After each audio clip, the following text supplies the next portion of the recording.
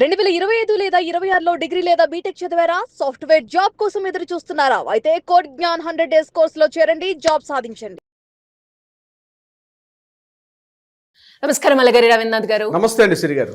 Sir, కోయంబత్తూర్లో జరిగిన సంఘటన ఏదైతే ఉందో, ఒక మైనర్ అమ్మాయి 10 సంవత్సరాలు చదువుతున్న అమ్మాయి మీద దారుణంగా అత్యాచారం చేయడం అండ్ అలాగే మర్డర్ చేయడం ఒకవైపు అయితే, ఈ సంఘటన గురించి ముగ్గురు ఐపీఎస్ ఆఫీసర్ చెప్పే ప్రాసెస్లో వాళ్ళు ప్రవర్తించిన విధానం ఇంకో రకంగా మారింది. ప్రజెంట్ అది సోషల్ మీడియాలో వైరల్గా కూడా మారింది అని చెప్పొచ్చు. అండ్ దీనికి స్పందిస్తూ సీఎం విజయ్ గారు కూడా దీన్ని స్పందించడం జరిగింది. ఆయన కూడా రియాక్ట్ అయ్యి ఈ సంఘటన గురించి మాట్లాడడం కూడా జరిగింది. అసలు సంఘటన ఏం జరిగింది, అసలు ఏమైంది సార్? కోయంబత్తూరు డిస్ట్రిక్ట్లో ఉన్నటువంటి సూలూరు తాలూకా కిందకు వస్తుంది. సూలూరు తాలూకా దగ్గర పల్లేపాలెం అండ్ కన్నేపాలెం అనేటువంటి 2 గ్రామాలు ఉన్నాయి. ఆ 2 గ్రామాల మధ్యలో భవానీపురం అంటే మరొక చిన్న ఒక హ్యామ్లెట్ ఉంది అక్కడ. అయితే గురువారం మధ్యాహ్నం 1:30-2 ఆ ప్రాంతంలో ఒక అమ్మాయి, ఒక బాలిక సుమారుగా 10 ఇయర్స్ ఉంటాయని చెప్పి పోలీసుల యొక్క అధికారిక లెక్కల ప్రకారం ఆ అమ్మాయి ఇంటి బయట ఆడుకుంటూ ఉంది. చిన్నపిల్లలతో కలిసి ఆడుకుంటుండగా సడన్గా ఆ అమ్మాయి అదృశ్యం అయిపోయింది, కనిపించకుండా పోయింది. కాసేపు తర్వాత తల్లిదండ్రులు లేచారు, విషయం ఏంటని ఆరా తీశారు. ఆరా తీసిన తర్వాత గాలింపు చర్యలు కూడా బంధువులతోటి, స్నేహితులతో కూడా చుట్టుపక్కల కూడా వెతకడం సుమారుగా 2-3 గంటలు వెతికే కార్యక్రమం కూడా చేశారు. అయినప్పటికీ కూడా బాలిక కనిపించలేదు. తర్వాత వీళ్ళందరూ కూడా కలిసి వెళ్ళి దగ్గరలో ఉన్న సూలూరు పోలీస్ స్టేషన్లో వెళ్ళి అక్కడ కంప్లైంట్ కూడా ఇవ్వడం కూడా జరిగింది. అక్కడ ఉన్నటువంటి సిఐ గారు కూడా రావడం, అక్కడ ఉన్న ఎస్పీ గారు పవన్ కుమార్ ఎస్పీ గారు ఆధ్వర్యంలో ఈ గాలింపు చర్యలు కాస్త ముమ్మరం చేశారు. ఈలోగా ఈ కన్నేపాలెం ట్యాంక్ అంటాం, చెరువు ఉంది. ఆ చెరువులో అమ్మాయి యొక్క బాలిక మృతదేహం అన్నది అక్కడ తేలుతూ కనిపించింది. మిగిలిన అందరూ కలిసి ఆ అమ్మాయి యొక్క బాలికను తీసుకొని రావడం కూడా జరిగింది. ఆ మృతదేహం వచ్చేసరికి ఎలా ఉందంటే, ఆమెకు కుడివైపు ఉన్నటువంటి హ్యాండ్ కూడా పూర్తిగా విరిగిపోయి ఉంది, అలాగే ఎడమవైపు కాలు కూడా విరిగిపోయి ఉంది. ఆమె మీద ఒక సెక్సువల్ అసాల్ట్ అంటే ఆమె మీద ఒక లైంగిక దాడి జరిగినట్టుగా అక్కడ ప్రాథమిక సమాచారం మేరకు ఉన్నటువంటి గుర్తులు కనిపించాయి. అంటే ఎవరో ఆమె మీద అఘాయిత్యం చేశారు. చేసిన తర్వాత ఆమె ఎక్కడ ఎవరికైనా చెప్తుందని చెప్పి ఆమెను కొట్టి చంపి ఆ చెరువులో పడేసేశారు. ఇది జరిగిన సంఘటన గురువారం మధ్యాహ్నం జరిగినటువంటి సంఘటన. రాత్రి 8:30, 8:45 ఆ ప్రాంతంలో ఇక్కడ ఎఫ్ఐఆర్ కూడా కట్టడం జరిగింది. ఎఫ్ఐఆర్ కూడా రైజ్ చేశారు. దీనికి సంబంధించి బంధువులందరూ కూడా కలిసి, ముఖ్యంగా దీని మీద ఎవరైతే ఈ యొక్క దారుణాన్ని కొడగట్టారో ఇమీడియట్గా వాళ్ళని అరెస్ట్ చేయమని చెప్పి బంధువులు, స్నేహితులు కలిసి ఆ యొక్క ట్రిచి రోడ్డు టువర్డ్స్ సూలూరు తాలూకా నుంచి ట్రిచికి వెళ్ళే రోడ్డు మీద బైఠాయింపు చేసి చాలా నిరసనలు కూడా పెట్టారు. ఇదంతా ఒకవైపు ఈ యొక్క విషయం అవుతుండగా పోలీసులు కూడా ఇమీడియట్గా ఏం చేశారంటే, ఇద్దరు అక్యూజ్డ్ని సస్పెక్ట్ చేసి ఒక ఇద్దరిని కూడా పట్టుకోవడం జరిగింది. అందులో ఒకటి పేరు కార్తీ, మరొకటి పేరు ఆర్ మోహన్ అని. ఒకటి వయసు, ఈ కార్తీ వయసు 33 సంవత్సరాలుగా, మోహన్ వయసు కూడా ఇంటి పక్కనే ఉంటాడు, ఆయన ఏజ్ 30 ఇయర్స్గా చెప్పడం జరుగుతుంది. వీళ్ళిద్దరు కూడా ఈ అఘాయిత్యాన్ని కొడిగట్టారని చెప్పి పోలీసుల యొక్క ప్రాథమిక దర్యాప్తులో కూడా తెలిసింది. వాళ్ళిద్దరిని పట్టుకున్నారు, వాళ్ళిద్దరిని అరెస్ట్ కూడా చేశారు. ఆ రోజు నెక్స్ట్ డే మార్నింగ్ 7 o'clock ఆ టైంలో అరెస్ట్ చేయడం కూడా జరిగింది. వాళ్ళ మీద జ్యుడిషియల్ కస్టడీ తీసుకున్నారు, వాళ్ళ మీద విచారణ కూడా జరుగుతుంది. ఇది ఒక వైపు. మరొక సైడ్ ఏంటంటే, ఇక్కడ ఈ స్టోరీ ఇలా ఉంటుండగా అమ్మాయి యొక్క మృతదేహం జరిగిపోయింది. ఆమె చనిపోయిన తర్వాత హాస్పిటల్ తీసుకెళ్లి అక్కడ దగ్గరలోని ఈఎస్ఐ హాస్పిటల్లో ఆమె యొక్క పోస్ట్ మార్టం చేశారు. పోస్ట్ మార్టం రిపోర్ట్ అయిన తర్వాత మరొక వివాదం ఎలా వచ్చిందంటే, తండ్రి యొక్క అంగీకార పత్రం సంతకం పెట్టేశారు, తండ్రి సైన్ చేసేసుకున్నారు, బంధువులు తీసుకెళ్లారు. ఆమె యొక్క దేహాన్ని కూడా మిగిలినటువంటి ఆ దహన సంస్కారాలు అవి ఉంటాయి, ఆ కార్యక్రమాలన్నీ కూడా ఆ కార్యక్రమాలు కూడా పూర్తి చేశారు.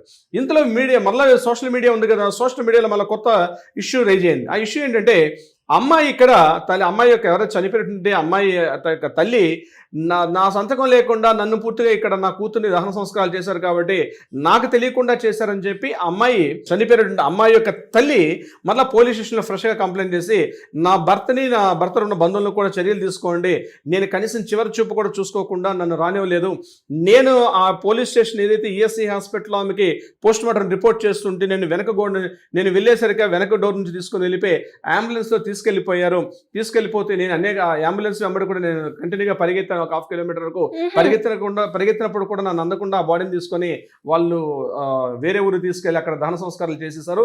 నేను వెళ్ళేసరికల్లా పూర్తిగా నా కూతురు యొక్క చివరి చూపు కూడా చూసుకోలేని చెప్పి ఆ అమ్మాయి మళ్ళీ పోలీస్ స్టేషన్లో కూడా కంప్లైంట్ చేయడం జరిగింది. దీనికి సంబంధించి అంటే ఈమె మహిళ ఆ మదర్ ఇలా మాట్లాడడానికి కారణం ఏంటంటే, సోషల్ మీడియాలో మధ్యాహ్నం నుంచి ట్రోల్స్ ఏంటంటే, అమ్మాయి కూతురుకి ఇలా బయట ఆడుకుంటున్న కూతురు అలా విడిచిపెట్టేసింది ఎందుకు తల్లి అంటే, ఆ టైంలో తల్లిదండ్రులు ఏం చేశారని చెప్పి సోషల్ మీడియాలో విస్తృతంగా ప్రచారం జరిగింది. ఆ సమయంలో పోలీసులు విచారణ తెలియదు ఏంటంటే ఈ యొక్క చనిపోయినటువంటి మైనర్ బాలిక యొక్క తల్లి ఆల్కహాల్ తీసుకొని ఇంట్లో పడుకుండిపోయింది, తండ్రికి కూడా అక్కడ పడుకున్నారు కాబట్టి పట్టించుకోలేదు అని ఈ విషయం పూర్తిగా గమనించినటువంటి ఎవరైతే అక్యూజ్డ్ పర్సన్స్ ఉన్నారో ఇది అదనంగా తీసుకొని అమ్మాయిని తీసుకువెళ్ళి అమ్మాయి మీద అఘాయిత్యం చేశారని చెప్పి ఒక సోషల్ మీడియాలో విస్తృత ప్రచారం కూడా జరిగింది. అయితే దీని మీద ఆవిడ విచారణ చేస్తూ నేను యాక్చువల్గా నా భర్త ఒక కూల్ డ్రింక్ సమ్మర్ అని చెప్పి కూల్ డ్రింక్ తీసుకొచ్చారు, అందులో ఆల్కహాల్ మిక్స్ అయ్యింది, ఆల్కహాల్ కలిపి ఉన్నట్టు ఉన్నా నాకు తెలియదు, ఇంటి పక్కన ఫ్రిడ్జ్ పక్కన నా భర్త ఒకవైపు నేను కూడా ఒకవైపు ఇద్దరం కలిసి చెరో వైపు పడుకుండిపోయాం, బహుశా ఎవరైతే ఈ అక్యూజ్డ్ పర్సన్స్ అని చెప్తున్నారు ఈ మారుమోహన్ అదేవిధంగా ఈ కార్తీ అనేటువంటి ఎవరైతే చెప్పాం వీళ్ళు కావాలని ఆ కూల్ డ్రింక్ లో అందులో లిక్కర్ కూడా అందులో కలిపి ఎందులో పెట్టారో మాకు తెలియదు, మేము తాగి పడుకుండిపోయాం అని చెప్పి ఆవిడ మరలా ఒక వివరణ కూడా పోలీస్ స్టేషన్ ముందు ఇవ్వడం కూడా జరిగింది. సో ఇదంతా ఒక సినిమాటిక్ స్టోరీలో రకరకాల ట్విస్టులు ఉన్నాయి.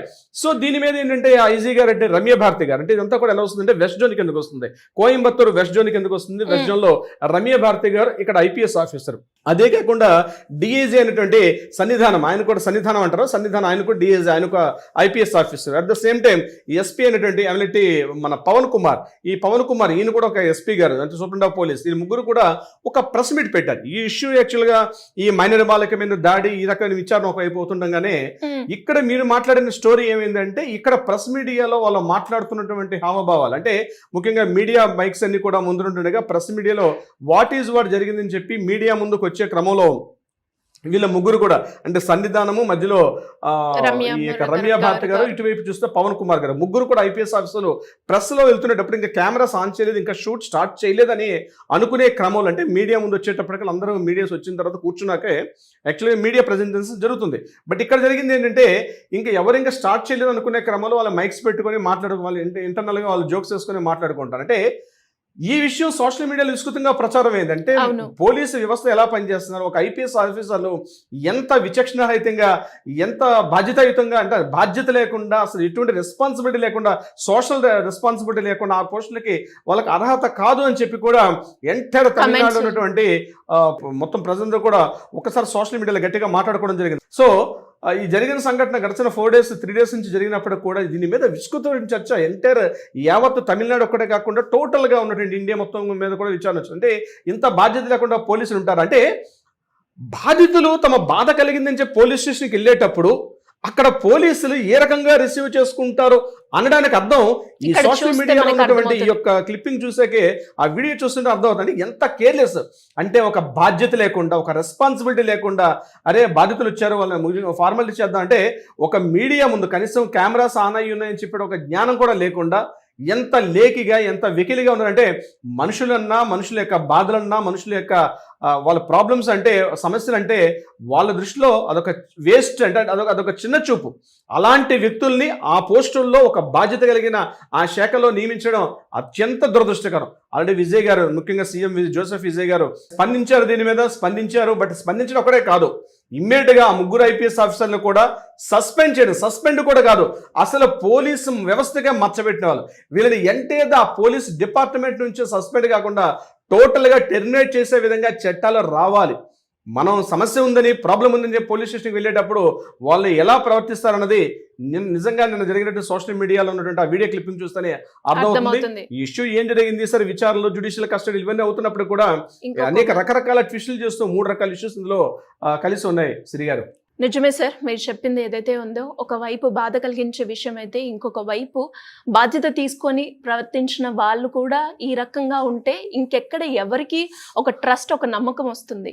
సో వీళ్ళు దీనికి ఖచ్చితంగా ఎలా అయితే సీఎం విజయ్ గారు స్పందించారు అండ్ వీళ్ళకి కఠినంగా శిక్ష పడాలని మనం కూడా కోరుకుందాం. అండ్ ఫర్దర్గా ఇలాంటి ఇన్సిడెంట్ మనం ఎక్కడ కూడా చూడకుండా ఉండాలని అనుకుందాం. Anyways thank you sir, thank you so much. Thank you so much Shri గారు.